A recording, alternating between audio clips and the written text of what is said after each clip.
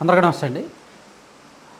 RSS Rashtriya స్వయం సేవక్ సంఘ్ బీజేపీకి తెర వెనక ఉంటూ బీజేపీని ముందుండి నడిపిస్తున్న ఒక బలమైన వ్యవస్థ, ఒక బలమైన హిందూ కార్యకర్తల సేవకుల వ్యవస్థ అన్నమాట. సో ఆర్ఎస్ఎస్ యొక్క రాజకీయ ముఖ చిత్రమే BJP.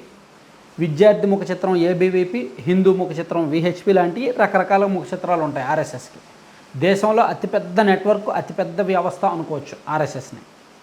So RSS chief Mohan Bhagwat ఇటీవల చేసిన కొన్ని కామెంట్స్ బీజేపీలో నరేంద్ర మోదీ గారి హవా తగ్గించి కొత్త వాళ్ళని ప్రమోట్ చేసే ఉద్దేశంలో ఉందా, ఏమైనా ఆ వ్యూహం నడుస్తుందా తెర వెనక అని కొన్ని అనుమానాలు అయితే వస్తున్నాయి. ఈ అనుమానాలు రావడానికి కారణం ఏంటంటే మోహన్ భగవత్ గారు ఇటీవల చేసిన కొన్ని కామెంట్స్ అనమాట.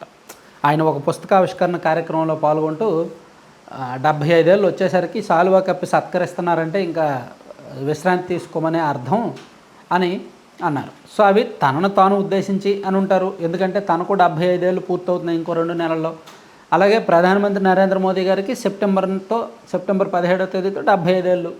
సో ఇద్దరు కూడా విశ్రాంతి తీసుకోవాల్సిందే, ఆర్ఎస్ఎస్ చీఫ్గా ఒకరు, ప్రధానమంత్రి స్థానం నుంచి ఒకరు. అయితే గతంలో ఏమైనా ఇలా చేశారా, లేదా ఇదేమైనా లిఖితపూర్వకంగా ఏమైనా రూల్ ఉందా, ఆ ఆర్ఎస్ఎస్లో ఏమైనా ఒక రూల్ ఆఫ్ లాగా ఉందా, వాళ్ళు ఏమైనా వాళ్ళ నియమాల్లో వాళ్ళు పెట్టుకున్నారంటే లిఖితపూర్వకంగా ఆర్ఎస్ఎస్లో ఇది లేదు, లేదా బీజేపీలో కూడా లేదు. వాళ్ళ అవకాశాన్ని బట్టి, అవసరాన్ని బట్టి, సందర్భాన్ని బట్టి, సమయాన్ని బట్టి ఎప్పటికప్పుడు మారుస్తూ ఉంటారు. ఉదాహరణకి 2014 ఎన్నికల్లో కేంద్రంలో బీజేపీ అధికారంలోకి వచ్చిన తర్వాత మురళీ మనోహర్ జోషి గారికో, ఎల్కా అడ్వానీ గారు లాంటి వాళ్ళకో కేంద్ర మంత్రి పదవులు ఇవ్వచ్చు, కానీ ఇవ్వాల. ఎందుకంటే 75 ఏళ్ళ పైన వయసు కదా, ఆర్ఎస్ఎస్లో ఒక రూల్ ఉంది కదా, 75 ఏళ్ళు దాటితే పదవులు ఇవ్వకూడదని ఇవ్వాల. అలాగే గుజరాత్ మాజీ ముఖ్యమంత్రి ఆనందీబెన్ గారిని 75 ఏళ్ళ వయసులో రిజైన్ చేయించి ఆమెకు యూపీ గవర్నర్గా ఇచ్చారనమాట. కానీ కర్ణాటక ముఖ్యమంత్రిగా యడ్యూరప్ప గారు తనకు 78 ఏళ్ళ వయసు వచ్చే వరకు పనిచేశారు. అలాగే ఆర్ఎస్ఎస్ చీఫ్గా ఆయన గతంలో ఆర్ఎస్ఎస్ చీఫ్గా పనిచేశారు, ఆయన పేరు కేఎస్ సుదర్శన్. ఆయన 78 ఏళ్ళు వచ్చే వరకు ఆర్ఎస్ఎస్ చీఫ్గా పనిచేశారు. అంటే ఇక్కడ అవకాశాన్ని బట్టి, అవసరాన్ని బట్టి 75 ఏళ్ళ రూల్ తెర మీదకు తీసుకొచ్చి చేస్తున్నారు, అంతే తప్ప కొంతమంది దిగిపోయారు, కొంతమంది కొనసాగారు. ఒకవేళ ఇప్పుడు తప్పదు అని ఎందుకు వచ్చింది, ఆయన ఎందుకు అన్నారంటే ఆర్ఎస్ఎస్కి బీజేపీకి నిజానికి కొన్ని నెలలుగా అంతర్గత యుద్ధం నడుస్తున్నమాట వాస్తవం. 2024 లోక్సభ ఎన్నికల్లోనే ఆర్ఎస్ఎస్ బీజేపీకి ఒక టార్గెట్ పెట్టింది, 400 పార్లమెంట్ స్థానాలు, 400 లోక్సభ స్థానాలు గెలవాలి అని. కానీ వాళ్ళు 240 గెలిచారు, మ్యాజిక్ ఫిగర్ కూడా రాలేదు. దాంతో ఆర్ఎస్ఎస్కి బీజేపీ ఏ విధంగా తగ్గుతోంది, ఎందుకు తగ్గుతోంది అనేది అర్థమైంది. ఏకపక్ష ధోరణి పెరగడం, అహంకారం పెరగడం, అగ్రనాయకుల మధ్య భేదాభిప్రాయాలు ఉండడం, రాష్ట్రాల్లో కొత్త నాయకత్వాన్ని ఎంకరేజ్ చేయకపోవడం, కొత్త నాయకత్వాన్ని కూడా అణిచివేయడం, ఇవన్నీ కూడా ఎక్కువ జరిగేసరికి ఆర్ఎస్ఎస్ వాళ్ళు దీన్ని గమనించి లేదు బీజేపీని అలా వదిలేస్తే ఇంకో 5 ఏళ్లలో పోద్ది, సో మనం రంగంలోకి దిగుదామని చెప్పి బీజేపీకి పొలిటికల్ కార్యకర్తలు మాత్రమే ఉంటారు, ఆర్ఎస్ఎస్కి అన్ని రకాల కార్యకర్తలు ఉంటారు. ఆర్ఎస్ఎస్కి ఉన్న బలమైన కార్యకర్తల్లో విపరీతమైన డిసిప్లిన్ ఉంటుంది, వాళ్ళకి రాజకీయ వ్యూహాలు తెలుసు, పోల్ మేనేజ్మెంట్ తెలుసు, అవసరమైతే పొలిటీషియన్స్గా మారగలరు, లేదా ఓన్లీ హిందువులుగానే భక్తులుగానే ఉండిపోగలరు, లేదా ప్రజా సంఘాల నాయకులుగానే ఎదగలరు. అంటే మల్టిపుల్ క్యారెక్టర్స్ వాళ్ళు ప్లే చేయగలరు ఆర్ఎస్ఎస్ కార్యకర్తలు. బలమైన ఆర్ఎస్ఎస్ కార్యకర్తలతో ఆ క్వాలిటీస్ ఉంటాయన్నమాట.